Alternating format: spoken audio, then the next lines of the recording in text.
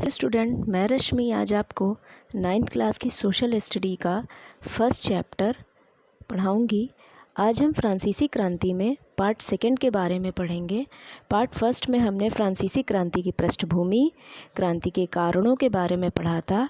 अगर आपने part first नहीं देखा है तो डिस्क्रिप्शन बॉक्स में लिंक दिया गया है, वहाँ क्लिक करके आप पार्ट फर्स्ट देख सकते हैं। तो सबसे पहले जो हम पढ़ेंगे फ्रांसीसी क्रांति के प्रभाव के बारे में। तो देखिए, क्रांति का जो सबसे बड़ा प्रभाव था वो ये रहा कि फ्रांस तथा पूरे फ्रांस की क्रांति ने, जो फ्रांस था, फ्रांस ने पूरे विश्व को क्या किया था, प्रभावित किया था। फ्रांस का जो प्रभाव पड़ा था वो क्या क्या था कि बूर्बो वंश के निरंकुश शासन का अंत हो गया था। शासन किसका था ये हमने पार्ट फर्स्ट में पूरा डिटेल में पढ़ा है, आप वहाँ देख सकते हैं जा कर के। बूर्बो वंश में जो उस समय शासन चल रहा था वो चल रहा था लुई 16वें का, और उसके निरंकुश शासन का अंत हो चुका था। नवीन संविधान का निर्माण हो गया था, यानी कि संवैधानिक राजतंत्र, अब फ्रांस संवैधानिक राजतंत्र बन चुका था। साथ ही साथ जनतंत्र की स्थापना भी हो चुकी थी। स्वतंत्र न्यायपालिका का गठन हो गया था, यानी अब राजा का उसमें कोई हस्तक्षेप नहीं होता था। लोक कल्याणकारी कार्यों को बढ़ावा मिलने लगा था तथा सभी प्रकार के विशेषाधिकारों का अंत हो गया था। अब ये विशेषाधिकार जो फर्स्ट एस्टेट और सेकंड एस्टेट को दिए गए थे, उन विशेषाधिकारों का अंत हो गया था। ये तो रही फ्रांस पे बात की, फ्रांस पे ये प्रभाव पड़े थे। अब विश्व पे इस क्रांति के क्या प्रभाव पड़े इसको भी देख लीजिए कि निरंकुश राजतंत्रों की समाप्ति की ओर कदम उठ गया था। लोकतांत्रिक शासन के लिए आंदोलन आरंभ हो गया था। भाई, पूरे विश्व की यही समस्या थी कि राजतंत्र है और राजा वहाँ का निरंकुश है।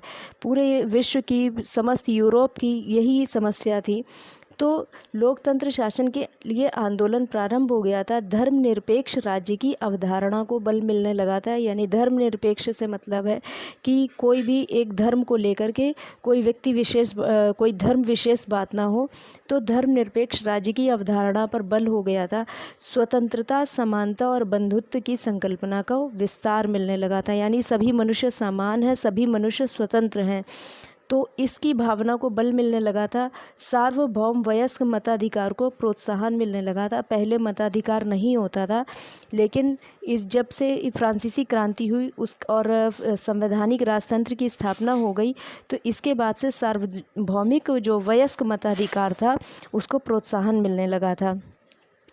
नेक्स्ट देख लेते हैं फ्रांस में गणतंत्र की स्थापना। फ्रांस में राजतंत्र का उन्मूलन और गणतंत्र की स्थापना, यानी कि देखिए, जब लुई 16वें ने नेशनल असेंबली को मान्यता दे दी थी, तो उसके बाद फ्रांस में राजतंत्र का, संवैधानिक राजतंत्र आ चुका था।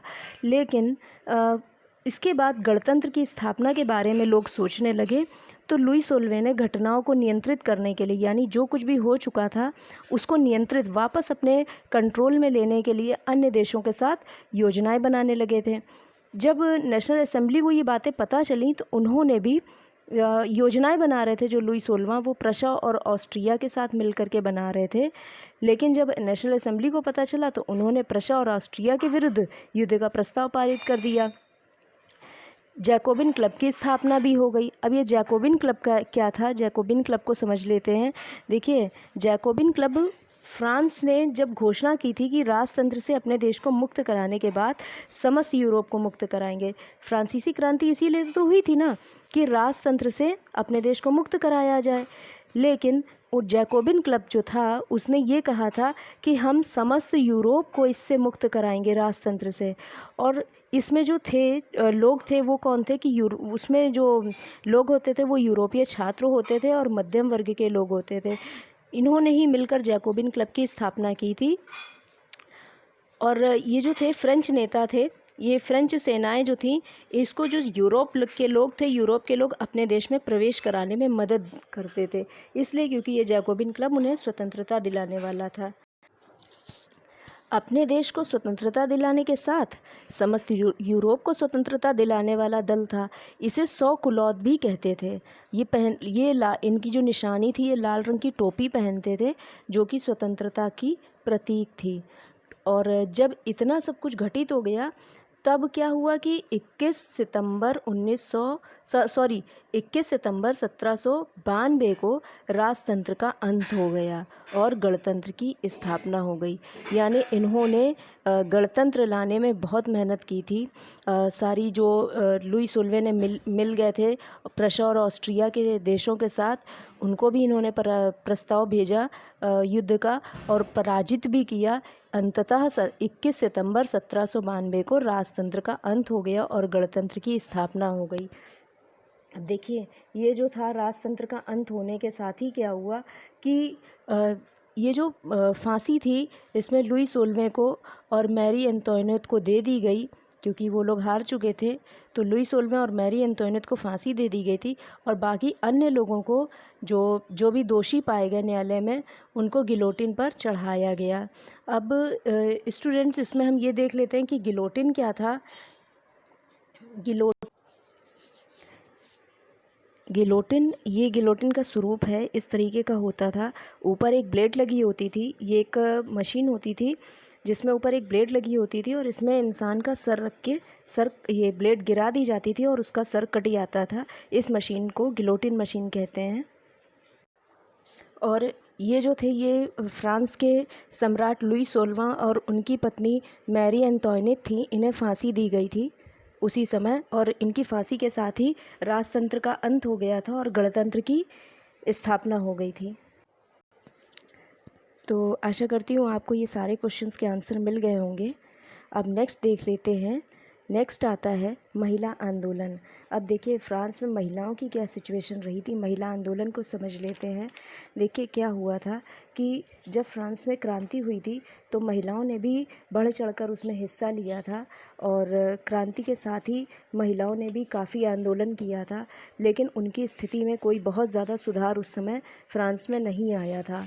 हुआ क्या था कि 1791 में पारित संविधान में महिलाओं को निष्क्रिय नागरिक का दर्जा दे दिया गया और महिलाओं ने मताधिकार, असेंबली का सदस्य निर्वाचित होने और राजनीतिक पदों पर नियुक्ति जैसे मांगों का प्रस्ताव रखा, क्योंकि वो भी चाहती थी कि उन्हें भी निर्वाचित किया जाए और उन्हें भी राजनीतिक पदों पर नियुक्ति दी जाए।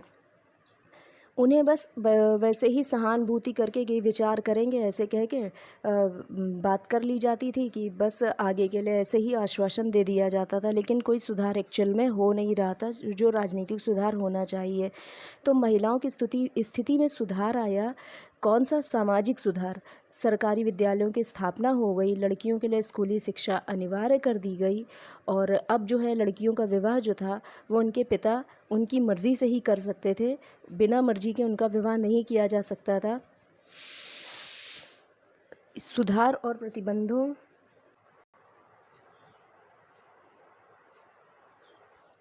अभी के बाद भी कई महिला क्लबों की गतिविधियां संचालित की जाती रही, यानी कि प्रतिबंध थे उन महिलाओं की गतिविधियों पे, लेकिन उसके बावजूद जो था वो गतिविधियां चालू रही, महिला क्लब बनते रहे।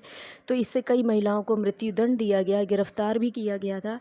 अंततः अगर हम बात करें तो 1946 में फ्रांस की महिलाओं को मताधिकार प्राप्त हुआ था। देखिए कब फ्रांस में गणतंत्र की स्थापना हो गई थी और कब जाकर के उन्हें महिला अधिकार प्राप्त हुआ था, मताधिकार का, महिलाओं को। नेक्स्ट देखते हैं दास प्रथा का उन्मूलन।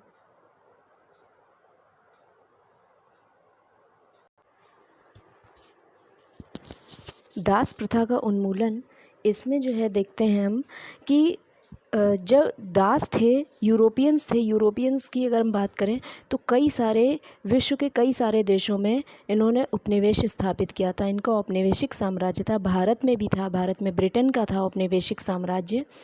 तो इन दूर देशों में कोई भी यूरोपियंस जाना नहीं चाहता था। अब देखिए जो औपनिवेशिक जितने भी देश होते थे, यहाँ पे ये कृषि करवाते थे, जैसे तंबाकू, नील, चीनी, कॉफ़ी, ये वृहद आपूर्तिकर्ता देश के रूप में थे जो औपनिवेशिक देश थे। तो यहाँ पे यूरोपियंस जाना नहीं चाहते थे, तो इन बागानों में श्रम की अनिवार्यता के लिए दासों को श्रम से जोड़ा गया। दास रख लेते थे ये लोग, दासों को ख़रीद लेते थे, सौदागर जो थे दासों को ख़रीद लेते थे और जिससे कि ये यूरोपियंस ना जाएं और काम भी होता रहे इनका। तो ये दासों की जो शुरुआत थी, दास व्यापार की शुरुआत थी, 17वीं शताब्दी से आरंभ हो गई थी। लेकिन फ्रांसीसी उपनिवेशों में दासों की दासों को अंतिम रूप से 1848 में समाप्त कर दिया गया था। अच्छा, ये बताइए भारत में किसने दास प्रथा का उन्मूलन किया और कब किया गया? चलिए मैं बताती हूँ। भारत में लॉर्ड एलन बरो ने दास प्रथा का उन्मूलन 1843 में किया था। अब नेक्स्ट देखते हैं। नेक्स्ट आता है नेपोलियन। नेपोलियन और उसका पतन, इसको समझ लेते हैं। देखिए जो नेपोलियन थे, नेपोलियन ने 1804 में फ़्रांस के सम्राट बन गए थे। खुद को फ्रांस का सम्राट घोषित किया। उसने यूरोपीय देशों को जीतने का क्रम आरंभ रखा। नेपोलियन की बस यही एक सबसे बड़ी कमी थी कि वो महत्वाकांक्षी बहुत था। वो उसको बस ये चाहता था कि वो समस्त यूरोप का सम्राट बन जाए। तो उसने पूरे यूरोप को जीतने का क्रम जारी रखा और क्या किया कि नेपोलियन को यूरोप के आधुनिकीकरण का अग्रदूत माना जाता था। मतलब उसे समझा जाता था कि ये आधुनिकीकरण का अग्रदूत है, हमारे यूरोप को ये आधुनिक बना देगा। और निजी संपत्ति और सुरक्षा का कानून भी उसने बनाया था, यानी उसने कई सारे सुधार किए थे। नाप तौल की एक समान प्रणाली भी विकसित की थी। किंतु नेपोलियन को लोग फिर क्या समझने लगे, शुरू में तो उसे मुक्तिदाता अपना समझते थे, लेकिन धीरे धीरे उससे स्वतंत्रता की उम्मीद कम होने लगी उनको। उन्हें लगने लगा ये हमलावर है और ये सिर्फ एक सम्राट बनना चाहता है और हम पर अपना आधिपत्य जमाना चाहता है, क्योंकि उसने समस्त यूरोप को परेशान करके रख दिया था। सब पर